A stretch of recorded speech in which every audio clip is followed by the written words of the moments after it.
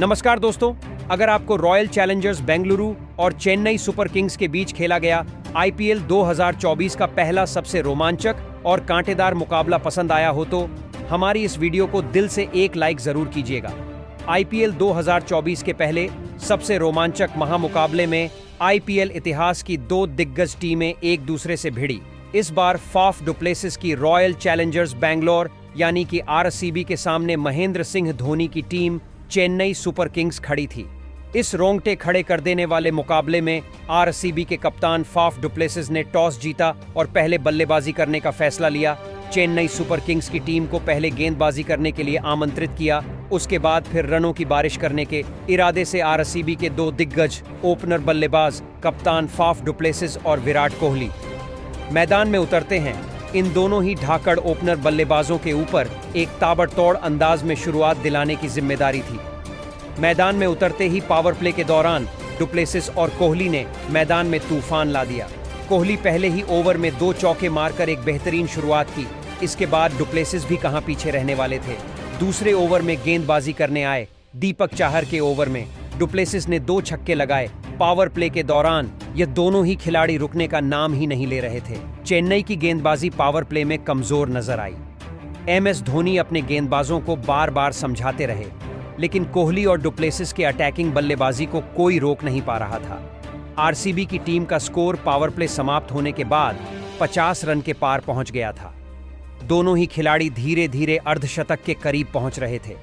पारी के 7वें ओवर में गेंदबाजी करने आए मोइन अली के ऊपर कोहली टूट पड़े। पहली 2 गेंदों में 2 बाउंड्री मारी। उसके बाद ओवर खत्म होने तक एक छक्का भी लगा दिया। कुल मिलाकर इस ओवर में कोहली ने 16 रन बटोर लिए। चेन्नई टीम की तेज गेंदबाजी यूनिट में कोई भी गेंदबाज आरसीबी की बल्लेबाजी लाइनअप पर असर नहीं छोड़ पा रहा था। एमएस धोनी के सभी गेंदबाज विकेट लेने में नाकामयाब हो रहे थे। इसी बीच 10वें ओवर में कोहली ने अपना अर्धशतक पूरा किया और उसके अगले ही ओवर में गेंदबाजी करने आए रविंद्र जडेजा ने कोहली को ऋतुराज के हाथों कैच आउट करवा दिया। कोहली 52 रन बनाकर आउट हो जाते हैं। आरसीबी टीम को यह पहला झटका लगता है। कोहली ने अपनी पारी में 4 चौके और 2 छक्के लगाए थे। कोहली के आउट होने के बाद बल्लेबाजी करने के लिए रजत पाटीदार मैदान में उतरते हैं और डुप्लेसिस के साथ पारी को आगे बढ़ाते हैं। इसके बाद फाफ डुप्लेसिस ने 13वें ओवर में अपना अर्धशतक पूरा किया। इसी ओवर में डुप्लेसिस ने 2 छक्के लगाए, लेकिन आखिरी गेंद पर मोइन अली ने डुप्लेसिस को बोल्ड कर दिया। डुप्लेसिस 62 रन बनाकर आउट हो जाते हैं। इसके बाद दोस्तों बल्लेबाजी करने के लिए ऑलराउंडर खिलाड़ी मैक्सवेल मैदान में उतरते हैं। पाटीदार के साथ पारी को आगे बढ़ाते हैं। हालांकि रजत पाटीदार ज्यादा देर तक मैदान में टिक नहीं पाए, 15 रन बनाकर आउट हो जाते हैं। उसके बाद बल्लेबाजी के लिए दिनेश कार्तिक मैदान में उतरते हैं।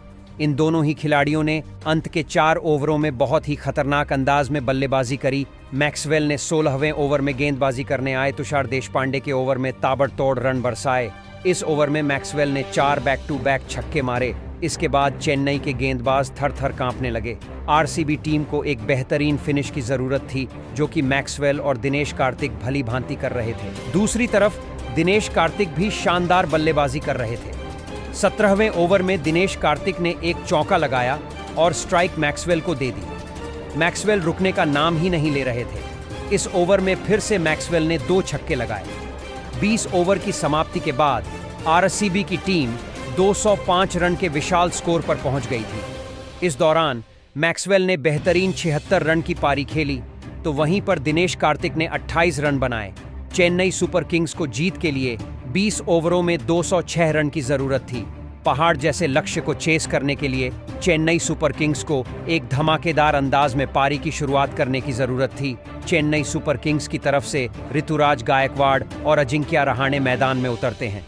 लक्ष्य बड़ा था तो बल्लेबाजी काफी तेज पावर प्ले के दौरान करनी थी और दोनों ही बल्लेबाजों ने वही किया। पहले ही ओवर से आरसीबी के गेंदबाजों पर दबाव बनाना शुरू कर दिया। पहले ही ओवर में गायकवाड़ ने 1 चौका और 1 छक्का लगा दिया। दूसरी तरफ रहाणे भी काफी अटैकिंग बल्लेबाजी कर रहे थे। दूसरे ओवर में गेंदबाजी करने आए मोहम्मद सिराज के ओवर में रहाणे ने 2 बैक टू बैक चौक मारे। चेन्नई के ओपनर बल्लेबाजों ने अपने इरादे साफ कर दिए थे कि वह किसी भी कीमत पर इस मुकाबले में जीत चाहते हैं। पावर प्ले के दौरान दोनों ही ओपनर बल्लेबाज काफी अटैकिंग मोड में बल्लेबाजी कर रहे थे। पावर प्ले समाप्त होने तक चेन्नई टीम का स्कोर 60 रन के पार पहुंच गया था। इसके बाद दोस्तों 7वें ओवर में अजिंक्य रहाणे विराट कोहली के हाथों कैच आउट हो जाते हैं। अजिंक्य रहाणे 20 गेंदों में 37 रन बनाते हैं। इस दौरान उन्होंने 3 चौके और 2 छक्के लगाए थे। इसके बाद बल्लेबाजी करने के लिए शिवम दुबे आते हैं और गायकवाड़ के साथ चेन्नई टीम के स्कोर को धीरे धीरे आगे बढ़ाते हैं। ऋतुराज गायकवाड़ मैदान में सेट थे, इसलिए शिवम दुबे गायकवाड़ से ही बल्लेबाजी करवा रहे थे और ऋतुराज गायकवाड़ रुकने का नाम नहीं ले रहे थे। लगातार हर ओवर में बाउंड्री मारे जा रहे थे। 12वें ओवर में गायकवाड़ ने अपना अर्धशतक पूरा किया और देखते ही देखते अपने शतक की तरफ बढ़ रहे थे, लेकिन इसी बीच आकाशदीप ने उन्हें मैक्सवेल के हाथों कैच आउट करवा दिया। ऋतुराज 83 रन बनाकर आउट हो गए। इसके बाद बल्लेबाजी करने के लिए मोइन अली आते हैं और शिवम दुबे के साथ पारी को आगे बढ़ाते हैं। इसके बाद देखते ही देखते यह मुकाबला अंतिम ओवर तक पहुंच गया। आखिरी ओवर की अंतिम 6 गेंदों में चेन्नई सुपर किंग्स को जीत के लिए 21 रनों की जरूरत थी। स्ट्राइक पर शिवम दुबे थे और दूसरे छोर पर मोइन अली बल्लेबाजी कर रहे थे। आरसीबी की तरफ से अंतिम ओवर में गेंदबाजी करने के लिए मोहम्मद सिराज आते हैं। पहले ही गेंद पर शिवम दुबे ने कवर के ऊपर से उठाकर एक शानदार छक्का लगा देते हैं। दूसरी गेंद मोहम्मद सिराज ने बहुत ही शानदार यार्कर डाली और यह गेंद शिवम दुबे मिस कर जाते हैं। इस पर कोई भी रन नहीं मिलता है। इसके बाद तीसरी गेंद पर एक बार फिर शिवम दुबे लेग साइड में उठाकर छक्का मार देते हैं। अब दोस्तों इसके बाद आरसीबी टीम को जीत के लिए बची 3 गेंद में 9 रनों की जरूरत थी।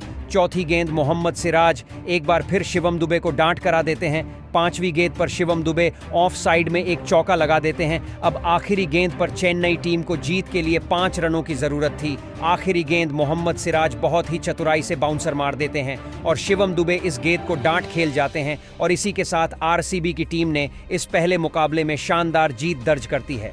फाफ डुप्लेसिस की कप्तानी में आरसीबी की टीम बहुत ही शानदार परफॉर्मेंस करती है।